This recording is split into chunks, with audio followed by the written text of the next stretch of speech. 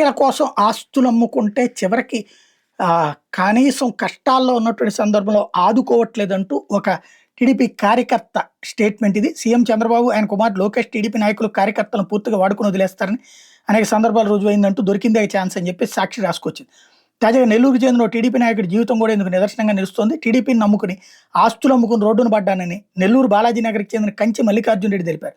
1983లో party స్థాపించినప్పటి నుంచి టీడీపీలో క్రియాశీలంగా పనిచేశాను. పార్టీ కోసం నా జీవితాన్ని, ఆస్తుల్ని త్యాగం చేశాను.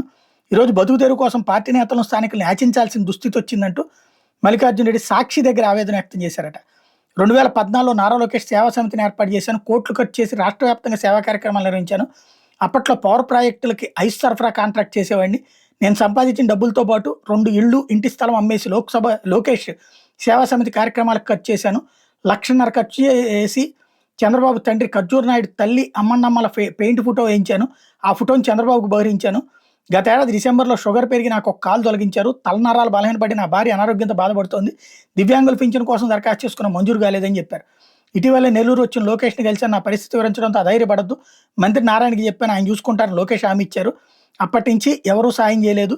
నా జీవితాన్ని పార్టీకి అంకితం చేశాను. నన్ను ఆదుకోకపోతే ఆత్మహత్య చేశారని చెప్పుకొచ్చారు.